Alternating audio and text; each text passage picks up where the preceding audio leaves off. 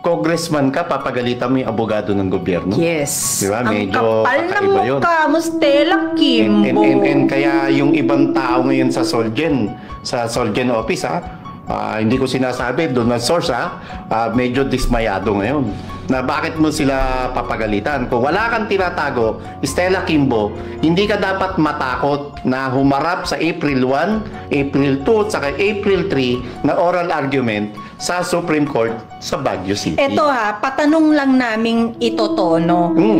Ang hinihingi di umano ng isang Stella Kimbo ay kung papaano pwedeng hindi umattend sa hearing or i-delay ang hearing ng BICAM anomaly hearing sa Supreme Court until the campaign or the election is over. Dahil kasi ang worry, maapektuhan daw ang kanyang kandidatura. Hindi mo naman Gaano katotoo na ang peg mo ngayon, Congresswoman Stella Kimbo, ay ipa-delay or delaying tactics ang gagawin mo para hindi ka maka-attend sa oral argument sa Supreme Court? Isang malaking katanungan ang bumabalot ngayon sa kontrobersyang kinasasangkutan ni Congresswoman Stella Kimbo. Bakit siya natatakot humarap sa Korte Suprema? Kung wala siyang tinatago, bakit daw niya pinagalitan ang Office of the Solicitor General? Ayon sa ulat, galit na galit di umano si Kimbo matapos siyang ipatawag ng Korte Suprema upang dumalo sa oral argument sa Abril 1, 2 at 3 sa Baguio City. May mga lumabas pang impormasyon na pinatawag niya ang mga taga-Solicitor General at sinirmunan dahil hindi raw nila hinarang ang kautusan ng korte upang obligahin siyang dumalo sa pagdinig kaugnay ng kontrobersyal na anomalya sa BICAM 2025 budget. Ngunit ang tanong ng taumbayan, kung wala kang kasalanan, bakit ka matatakot? Bakit mo pinagagalitan ang mga abogado ng gobyerno? At bakit mo gustong ipagpaliban ang pagdinig hanggang matapos ang eleksyon? Ang mga tanong na ito ang kailangang sagutin ni Congresswoman Stella Kimbo. Ang publiko ay naghihintay. Magpapakita ba siya sa Korte Suprema o magtatago na lamang sa likod ng mga palusot? Congressman ka, papagalitan mo yung abogado ng gobyerno? Yes. Diba? Ang Medyo kapal ng kakaiba yun. mukha mo, Stella Kimbo. And kaya yung ibang tao ngayon sa Solgen office, hindi ko sinasabi doon na source, medyo dismayado ngayon na bakit mo sila papagalitan. Kung wala kang tinatago, Stella Kimbo, hindi ka dapat matakot na humarap sa April 1, April 2, at saka April 3 na oral argument sa Supreme Court sa Baguio City. Eto patanong lang naming ito, Tono. Ang hinihingi di umano ng isang Stella Kimbo ay kung papaano pwedeng hindi umattend sa hearing or i-delay ang hearing ng BICAM anomaly hearing sa Supreme Court until the campaign or the election is over. Dahil kasi ang worry, maapektuhan daw ang kanyang kandidatura. Hindi mo naman Gaano katotoo na ang peg mo ngayon, Congresswoman Stella Kimbo, ay ipa-delay or delaying tactics ang gagawin mo para hindi ka maka-attend sa oral argument sa Supreme Court? coming from this topic na, alam mo yun, nakaka-high blood, punta tayo sa topic na nakakagalit. Mismo. Bago kami nagsimula at iniba ang aming titulo, 20 minutes ago, we received an information na galit ang isang Stella Kimbo. Pinatawag daw yung mga taga-Office of the Solicitor General. Pinatawag saan? Pinatawag. Hindi kumpirmado kung sa Congress niya pinag-report. Or somewhere. Basta ang termino, pinatawag niya. Tapos, pinagalitan. Dahil ang rason ng kanyang galit ay bakit di umano hindi inopose ng Solicitor General Yung ang kautusan Supreme Court, ang ng kautusan ng Supreme Court para i-demand ang kanyang appearance sa oral argument sa BICAM anomaly. And tama, very timely yung pagtawag ng informante natin. Kasi kanina po, mga around bandang hapon, tas 4, alas 5, naglabas naman ng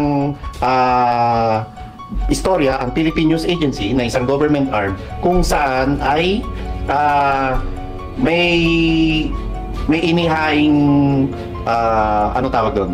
May inihahing panukala ang Office of the Solicitor General sa Supreme Court na pinapabasura na yung inihahing petisyon nila Attorney Vic Rodriguez dahil kulang daw ito sa Ano yan? Pinapabasura? Oo, pam. Anong outlet yan? Anong PNA, pam. Philippine News Agency, Yes, oo. isang news outlet or arm ng government under the Presidential Communications Office. Do you expect people to believe that?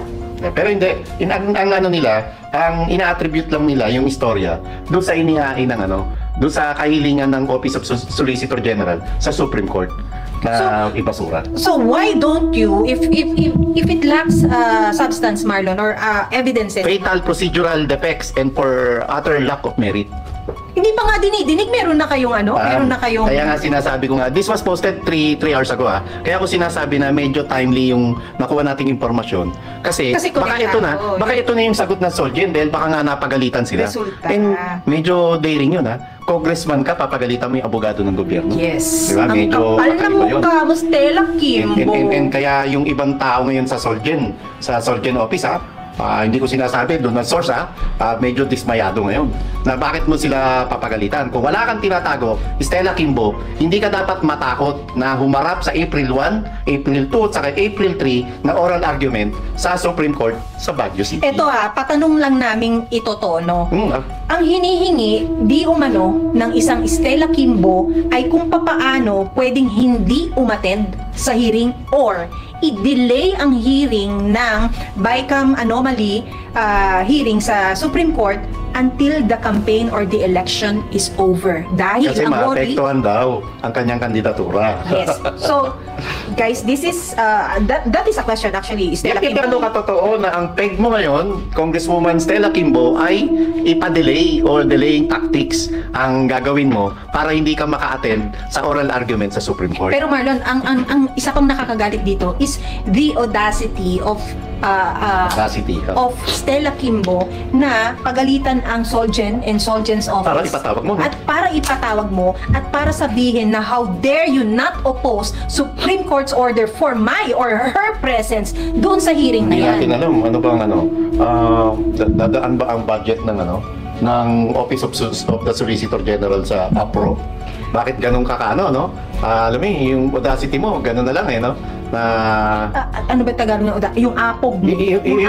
ganun nga katapang yung mo, di ba? Yung kapal mo. Yung kapal, yung kapal ng apog mo, yung buwisit na walang hiya ka. Nakakainis ka. Ballpen nga yung mikropono.